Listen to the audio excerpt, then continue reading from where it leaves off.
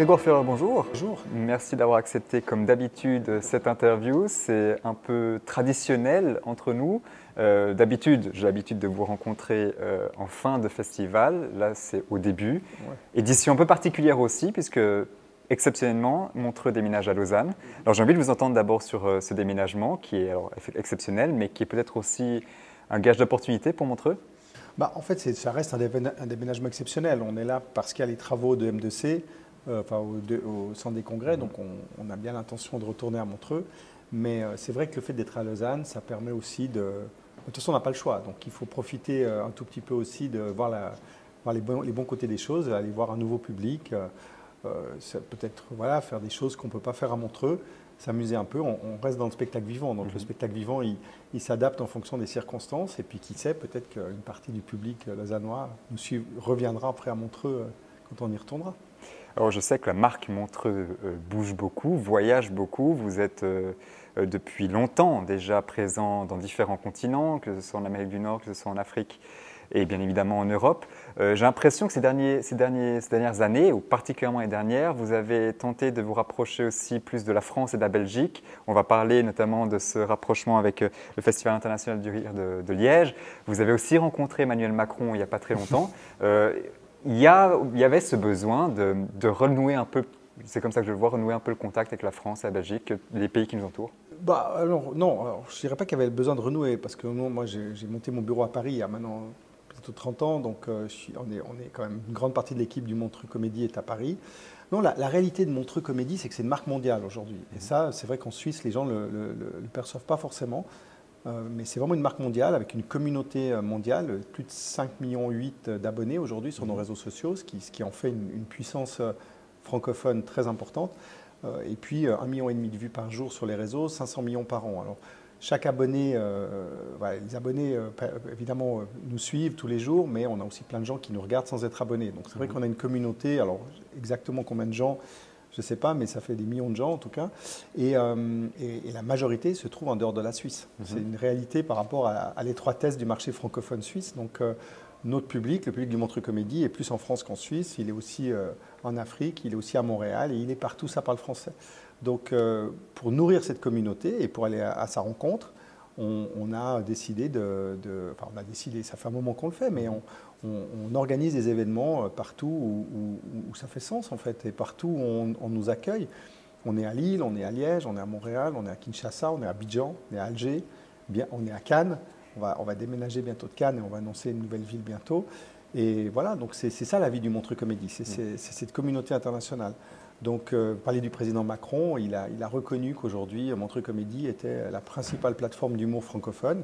Et nous avons monté un partenariat avec la Cité de la langue française à Villars-Cotterêts. On sera partenaire du sommet de la francophonie l'année prochaine. Voilà, nous, on croit à l'humour. On croit que l'humour peut être un genre artistique majeur. Et donc, c'est une vraie reconnaissance de pouvoir travailler aujourd'hui avec des instituts prestigieux comme l'Élysée, mais pas que. Pas que. On a aussi cette année à Montreux la Bruxelles-Wallonie qui soutient un week-end qu'on a dit belge au Montreux Comédie. On a une délégation des Hauts-de-France qui vient, on a des gens qui viennent de Montréal, on a même des gens qui viennent de Corée du Sud cette année. C'est pas la première fois. C'est pas la première fois, mais ils reviennent encore cette année pour continuer à développer notre partenariat. Donc voilà, c'est un peu une histoire qui fait que de se prolonger par rapport à ce qu'on a imaginé il y a 35 ans. En Corée du Sud, c'est à Busan. Hein, Busan, exactement, c'est Busan. Justement, vous avez parlé d'Emmanuel Macron, vous avez parlé de cette cité internationale de la langue française qu'il a souhaité de ses voeux à Villers-Cotterêts. Vous y étiez, vous l'avez rencontré. Comment ça s'est passé? Qu'est-ce que vous êtes raconté finalement avec Emmanuel Macron? Alors, vous dites qu'il a reconnu la puissance de la marque Montreux. Pour vous, c'est aussi une étape aussi supplémentaire d'atteindre aussi les dirigeants des pays pour mettre en avant la marque Montreux? Je crois qu'on s'est parlé, on a identifié finalement l'importance de l'humour. C'est simplement aujourd'hui, si on veut parler aux jeunes à travers la planète, et c'est important aujourd'hui de préparer l'avenir. Donc la langue française est une richesse formidable. C'est un patrimoine commun qu'on partage avec 300 millions de personnes. Et l'humour est un vecteur très, très puissant pour permettre effectivement de prendre conscience que le français, c'est une langue importante. Moi, je suis beaucoup en Afrique. Je passe une grande partie de mon temps en Afrique. Vous savez qu'aujourd'hui, il y a des vraies questions sur le français, langue qu'on veut dire la langue de la colonisation ou la langue qui finalement rappelle voilà, l'histoire entre la France et l'Afrique. Ça, c'est une manière négative de voir les choses, mais cette manière-là, elle est tout de suite mise de côté quand on se dit non, mais finalement, pour un artiste africain aujourd'hui, de parler le français, ça lui permet de venir se produire à Paris, d'aller à Montreux, d'aller en Belgique, d'aller au Canada. Et lorsqu'on met la chose positive en avant, et ben forcément, on voit que c'est une richesse, c'est un bien commun. Et l'humour peut aider ça. Mais l'humour, c'est aussi quelque chose de très digital, donc qui permet de circuler évidemment à l'ère du temps aujourd'hui avec le digital. Et puis l'humour, c'est un art de vivre aussi. C'est une manière c'est le deuxième degré, c'est la caricature, c'est de la parodie, c'est l'absurde, c'est plein de choses qui finalement nous permettent aussi de décrypter l'actualité avec peut-être plus d'acuité. Mais c'est ça qu'on s'est dit. Et puis j'ai trouvé très inspirant aussi j'ai aussi une vision d'une francophonie conquérante, d'un français qui n'a pas peur des autres langues, qui va même taquiner parfois les grands ensembles, hein, comme l'anglophone par exemple, et puis de se dire aujourd'hui si on pouvait avoir la chance d'avoir un humour francophone mondial qui est accessible aussi aux non-francophones, par la traduction, par plein de choses qu'on va imaginer, l'adaptation et autres.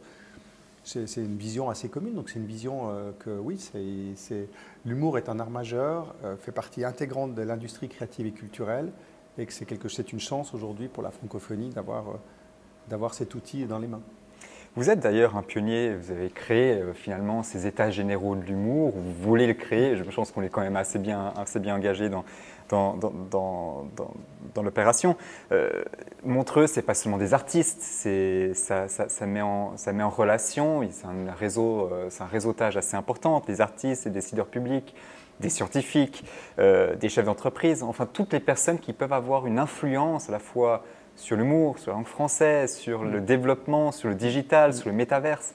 Tout ça, c'est des éléments qui montrent cette occasion de réunir tous ces gens qui sont intéressés par les mêmes thèmes. Oui, alors moi j'ai toujours vu, c'est un long parcours, moi ça fait 35 ans que je fais ce métier. Quand j'ai créé le Montreux Comédie, c'était un événement de faire un festival d'humour, parce que ça n'existait pas, ou il y en avait très peu, quelques-uns dans le monde, et voilà, c'est un événement en soi de réunir plus que 2 humoristes dans la même salle en une journée, mais aujourd'hui l'humour est partout.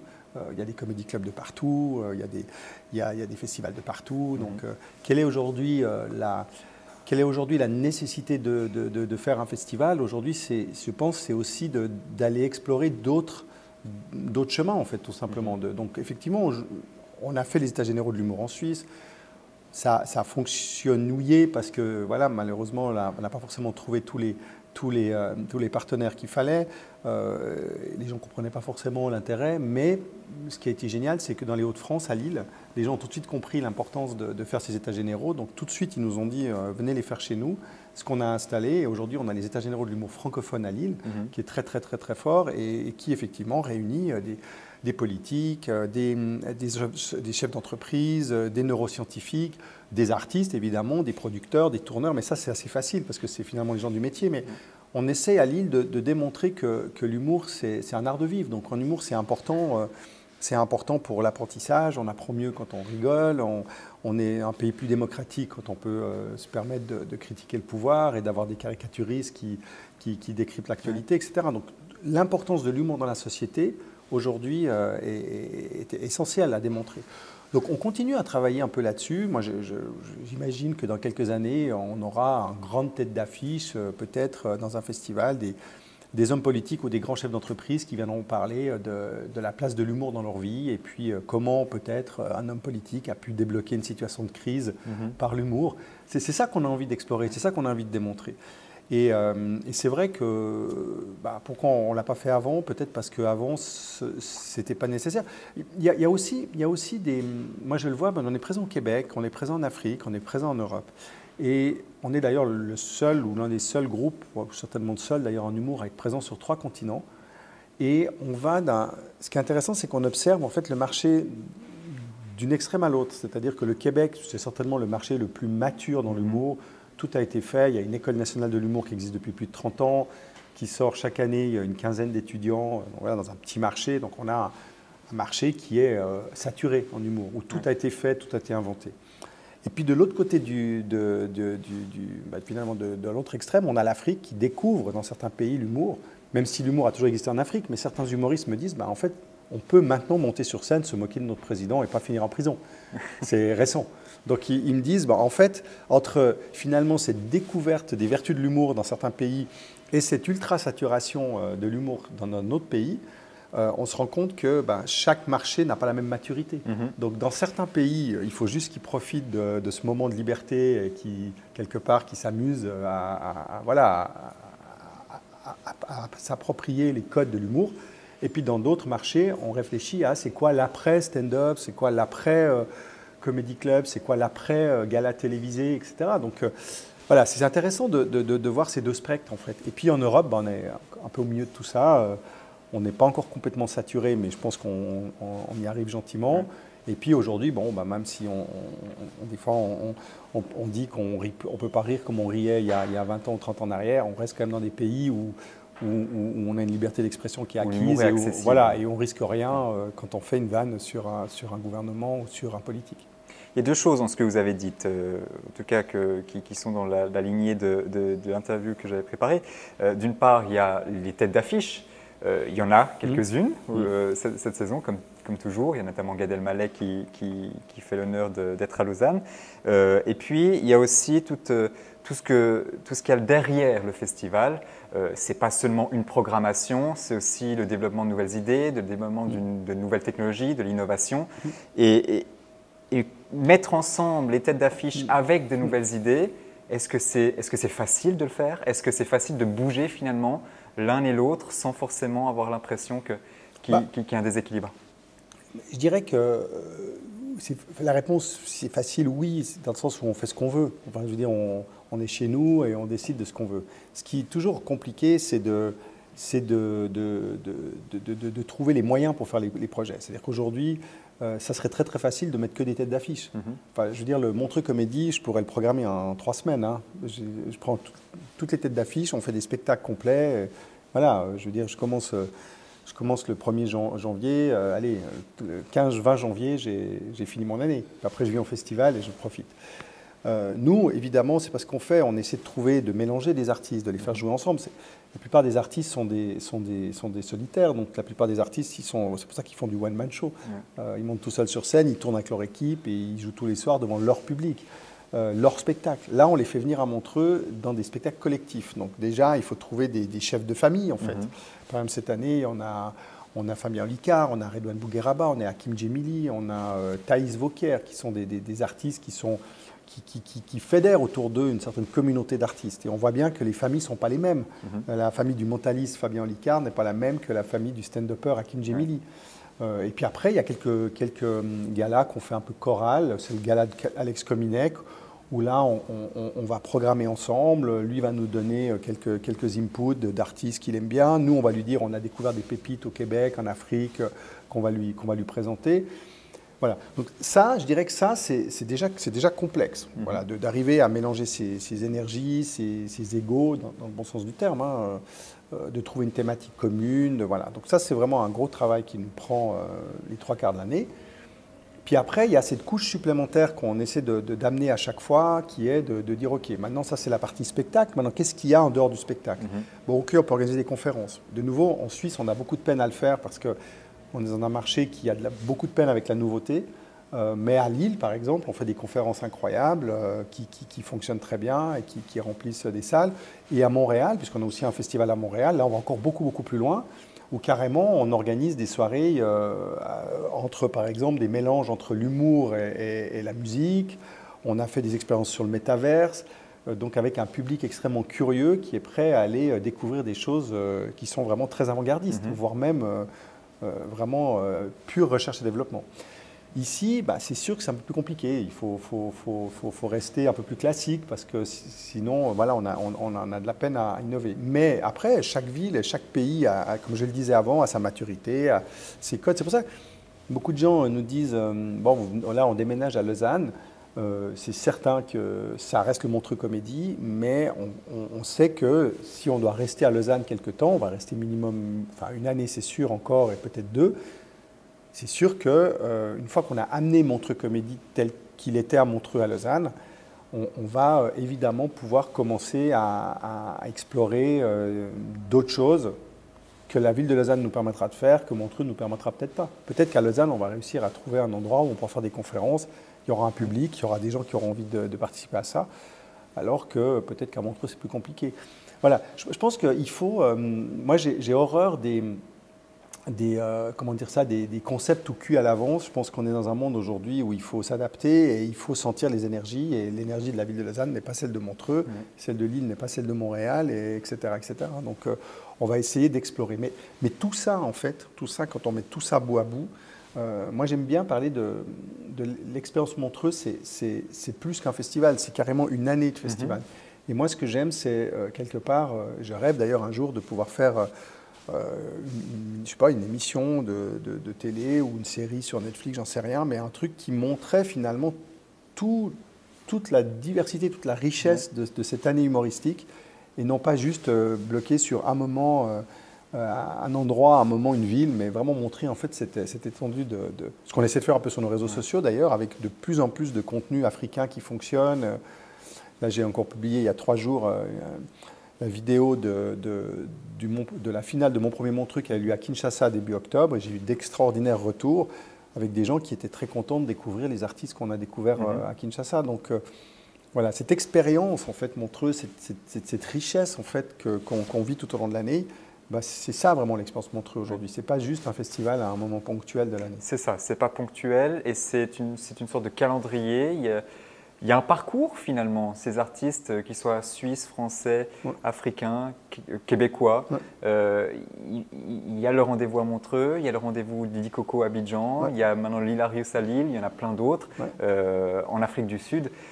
Ils attendent ces événements finalement. C'est une sorte de circuit et dans l'année, ils savent que finalement la marque Montreux les accompagne tout au long de l'année. Il y a ça, il y a ça. Ça c'est ma volonté, ça c'est ma vision. Le parcours, je trouve qu'on n'arrive pas encore complètement à le faire. Ça reste encore un peu des opportunités.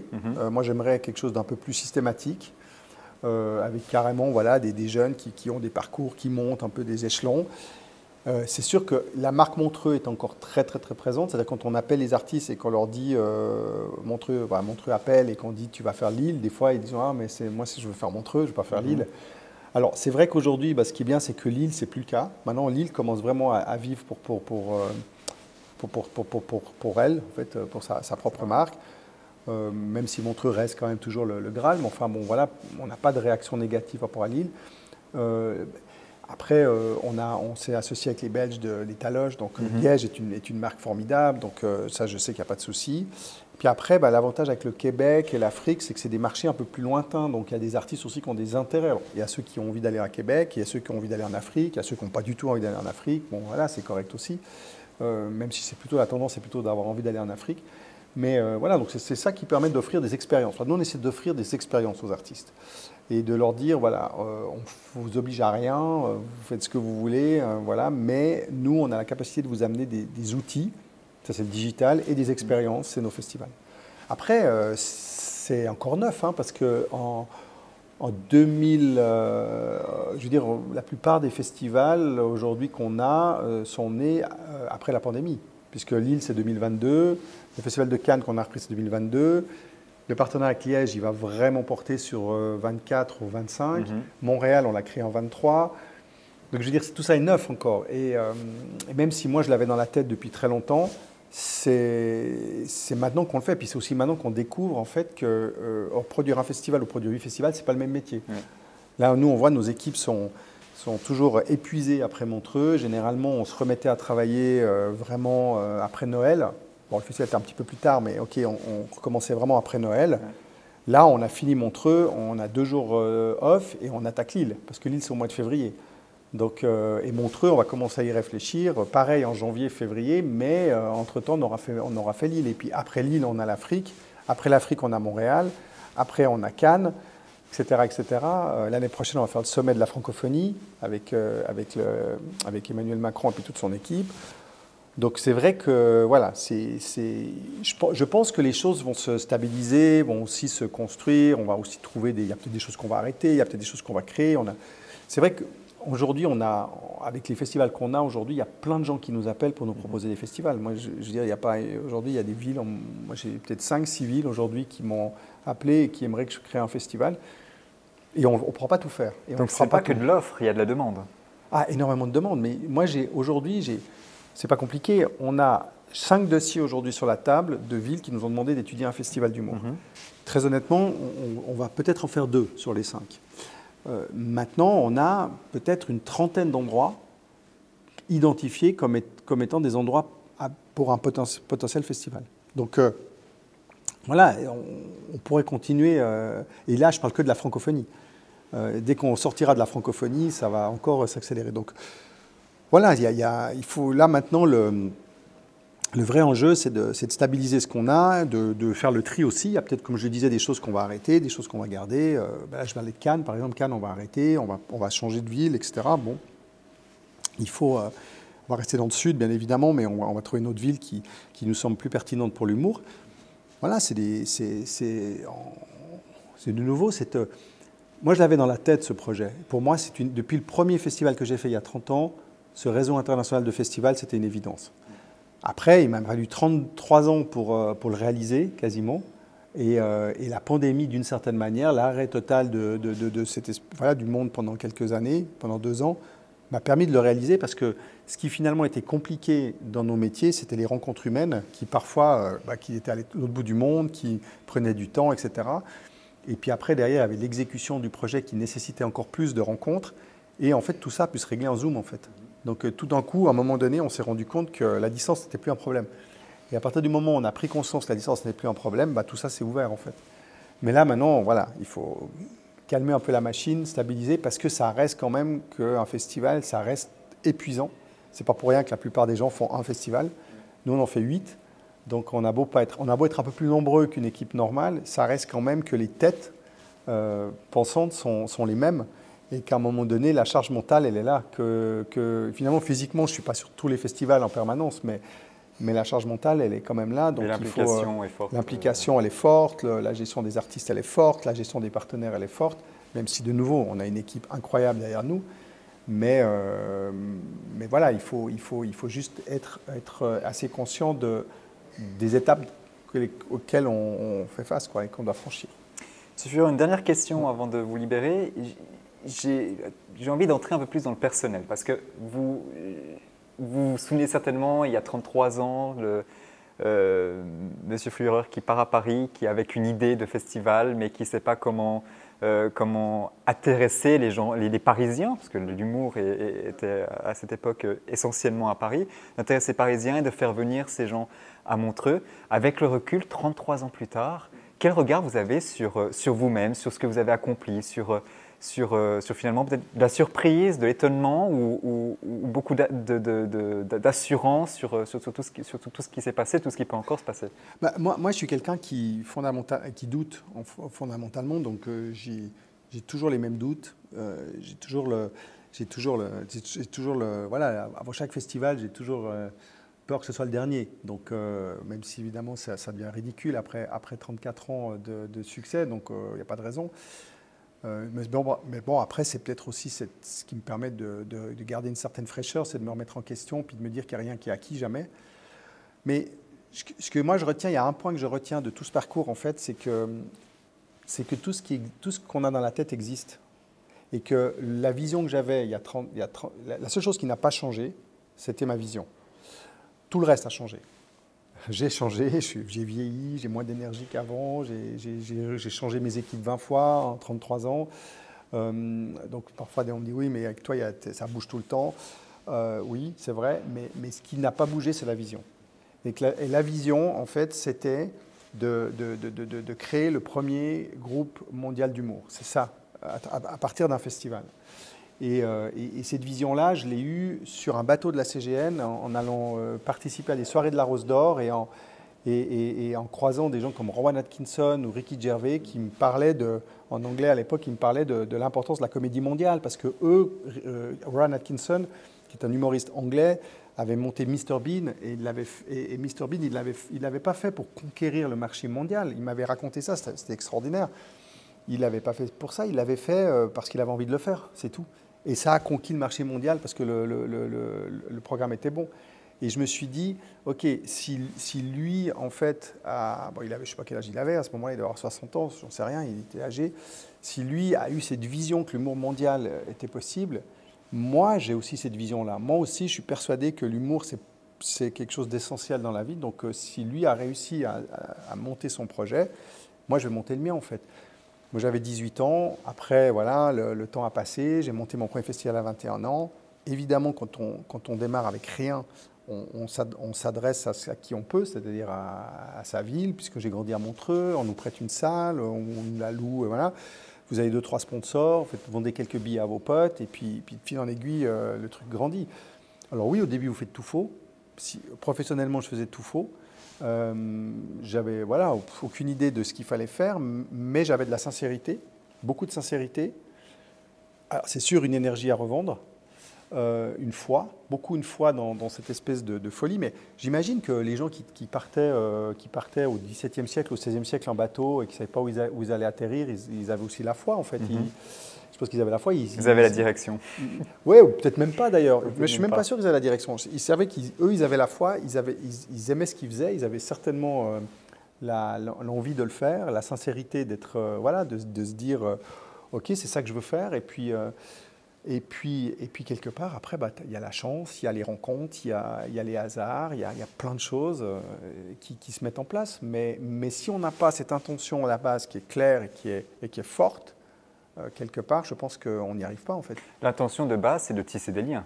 C'est toujours. Alors après, oui, moi l'intention de base, c'était vraiment de découvrir et de révéler mes potes. C'était vraiment ça l'intention, qui est toujours le cas 33 ans après, puisque c'est plus mes amis forcément, c'est plus mes amis d'école, mais c'est des artistes que je découvre aux quatre coins du monde. Donc cette intention-là, elle a toujours été là. Après, il y a ces outils. Moi, mon outil a toujours été les rencontres humaines. Ça a toujours été une manière, et encore aujourd'hui, malgré Zoom, malgré tout ça, malgré toutes les visios, je suis encore quelqu'un qui a besoin d'aller rencontrer les gens physiquement et de faire des rencontres physiques. Et je me dis toujours, une rencontre physique, je sais pourquoi j'y vais, souvent, parce que j'ai un rendez-vous, j'ai une intention, mais souvent, la rencontre physique, elle va m'amener quelque chose que je n'avais même pas imaginé avant d'y aller. C'est des fois un deal, des fois ce n'est pas de deal du tout, mais c'est un contact pour peut-être un deal ou pour une rencontre future, etc. Mais quand on est en visio, par exemple, je sais qu'on y va pour un but précis. Puis si après 15 minutes, on se rend compte que le but, il est atteint ou pas atteint, ça s'arrête en fait. Si c'est atteint, tant mieux. Si ce n'est pas atteint, OK, au revoir, et puis c'est terminé. Alors, dans une rencontre humaine, il y a toujours le petit truc en plus en fait, qui fait que, voilà, au moment donné, la personne va se lier un peu d'amitié ou va, j'en sais rien, avoir un peu d'empathie ou au contraire dira, moi, finalement, je ne peux pas le faire, mais je connais quelqu'un que ça peut intéresser. Puis boum, boum, de fil en aiguille, ça marche. Peut-être que dans la visio aussi, mais moi, je suis toujours quelqu'un qui toujours pensé à d'abord la relation humaine. Par exemple, encore aujourd'hui, j'avais plus besoin de le faire, mais je le fais. Alors, à la fois parce que je pense que c'est nécessaire, mais aussi parce que j'aime ça. J'adore aller voir les spectacles des artistes. Et j'adore aller passer un moment avec eux. Et je sais que quand je vais les voir à Paris, j'ai très peu de temps parce d'abord ils vivent à Paris, donc ils rentrent chez eux, ils ont une vie privée ou ils ont des choses, etc. Alors que quand je vais les voir en province, par exemple, ils sont généralement coincés dans la ville où ils jouent parce qu'ils ont un train le lendemain matin ou un avion ou un truc. Et je sais que le soir, ils vont s'ennuyer un peu dans leur chambre d'hôtel et que donc on ira manger ensemble, passera un bon moment, etc. Bon. C'est beaucoup de temps d'aller les voir. Moi, j'étais pas longtemps à Bordeaux, je suis parti à Genève, voir des gens, à Dijon, à Grenoble, etc. Bon. Et c'est chaque fois des déplacements, c'est chaque fois du temps, etc. Mais c'est souvent des moments de qualité extraordinaires. Parce que le moment que je vais passer avec eux, après le spectacle, on va débriefer, on va parler de la vie, on va parler de la pluie, du beau temps. C'est des gens qui, des fois, ça dépend, il y a des gens plus âgés que moi, beaucoup plus jeunes aussi maintenant. Et donc, quelque part, on partage des choses. Des fois, ils me posent des questions sur leur carrière, sur leur truc, puis je leur donne mon avis. Des fois, ça leur sert, des fois, ça ne leur sert pas, peu importe. Mais c'est sûr que cette rencontre humaine, elle est fondamentale. Et moi, j'ai toujours fonctionné comme ça. Au tout début, quand je n'étais pas connu, je leur parlais de Montreux, je leur parlais de la ville, je leur disais je vais leur offrir une expérience, un bel hôtel, une belle salle, un projet. Ça les excitait de m'entendre parler d'un projet parce que finalement, quelque part, la plupart des gens qui venaient les voir, c'était pour leur acheter un spectacle ou pour leur proposer un deal financier. Moi, j'allais plus pour un projet. Et après, quelque part, le deal financier, c'était accessoire en fait. C'était d'abord, écoute, on va faire un truc qui va être cool. Ok, bien sûr, tu vas être payé ou pas, parce que des fois, au départ, on n'avait pas beaucoup d'argent, mais d'abord, on leur parlait du projet. Et puis après, derrière, on se tapait les agents, les managers, tout ça, puis on réglait le truc. Mais à la base, il y avait un projet. Et aujourd'hui, des fois, je vais voir des artistes où j'ai même pas de projet à leur vendre. Parce que je vais leur dire, bah, écoute, je sais que tu ne veux pas faire un gala à Montreux, je sais que tu as un film, je sais ci, je sais ça, mais ça me fait plaisir d'avoir passé un moment avec toi. Puis tout d'un coup, boum, de fil en aiguille, je vais me rendre compte qu'il rêve de tourner en Afrique, il n'est jamais allé au Québec. Alors, il ne veut pas faire un gala tout seul, mais il adorerait faire un gala co-présenté par X ou Y, puisqu'il me permet de dire, bah, écoute, c'est quoi, si par hasard l'artiste avec qui tu veux co-présenter est partant, bah, on va le faire. Puis tout d'un coup, bah, boum, j'ai une idée que je n'avais pas imaginée au départ et qui fait que 3 ans après, j'ai un gala incroyable. Guillermo Guise, Jérémy Crédville ou Roman Fressinet, Marina Rollman. Ce n'est que des choses qui peuvent naître de rencontres humaines, ça. Ce n'est pas des choses qu'on peut planifier. Et qui ne sont pas programmables. Ce n'est pas programmable, non. On pourrait parler de relations humaines pendant très longtemps. Ouais, on peut remettre ça l'année prochaine si Avec vous plaisir. voulez. En tout cas, toujours à Lausanne. Toujours à Lausanne. Merci en tout cas à Grégoire. Mais merci à vous. Grégoire Führer pour l'interview. Et plaisir. Un excellent festival. Merci à vous. Merci à vous.